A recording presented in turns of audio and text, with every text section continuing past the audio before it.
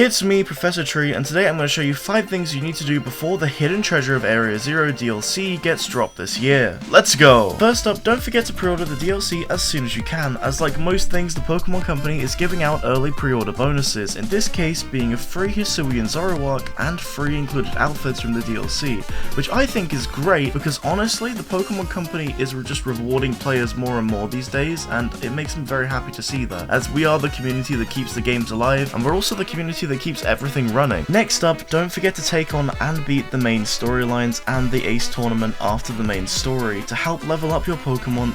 It's just a great thing to do in general.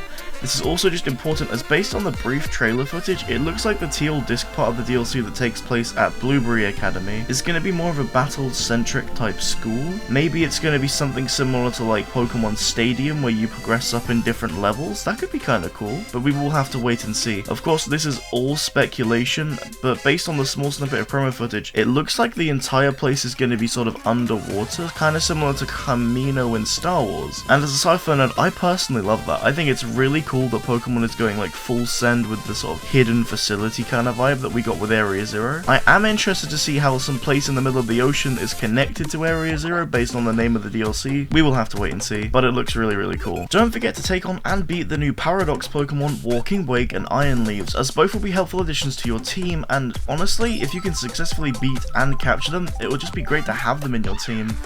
With that being said though, we don't presently know the typings outside of their obvious ones being water and grass respectively, but I think it's safe to assume that either Steel or Psychic for Iron Leaves as its secondary typing, and maybe Dark as Walking Wakes, as Walking Wake really does give off a Dark type Pokemon kind of design, and you know, maybe I could be wrong, maybe it'll be something crazy like Ice or Dragon.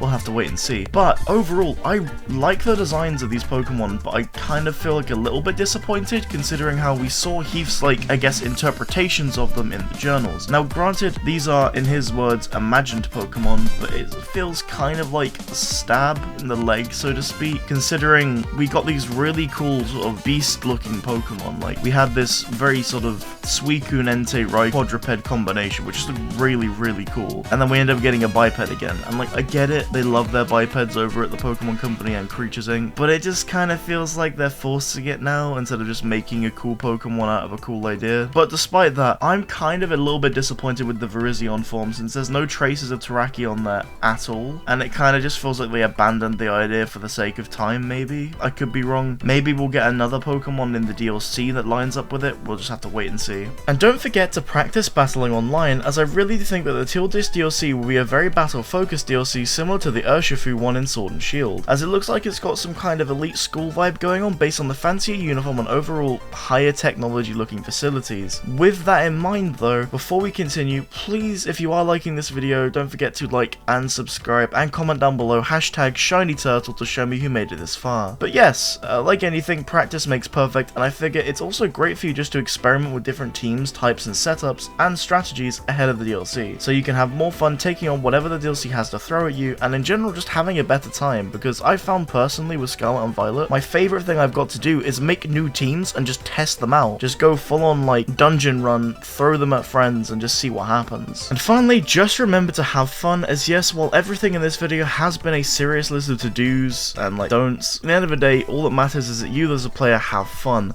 And personally, I would recommend not focusing on the leaks that come out as the DLCs get closer too much, as in the past, DLCs have kind of been ruined by people's expectations. Like back in Sword and Shield, everyone was like, we're getting a Carlos DLC, it's gonna be a Carlos DLC, and then we didn't get Carlos DLC. So like, in my honest opinion, ignore them, even if it's like something that seems plausible, just ignore them for now. By all means, indulge them if you just want to watch a funny video, maybe just to see like, hey, what's this YouTuber thinking, you know, maybe what's this social media person thinking, that's fine, but don't give them too much of your hope, because I don't want you ruining the DLC for yourself by getting absorbed into leaks that seem really cool, but ultimately won't ever happen. As one thing I've learnt with leaks is they can be fun and exciting. Some are just made to create hype out of nothing, and when that happens, the fanbase tends to take their frustration out on the Pokemon Company. And let's be honest, that's not really fair to them. They're trying their best to deliver something new and exciting every time, and yeah, just don't give in to leaks. And that will be all from me today, trainers, but don't worry, you will be seeing plenty of DLC related content in the very near future. Goodbye!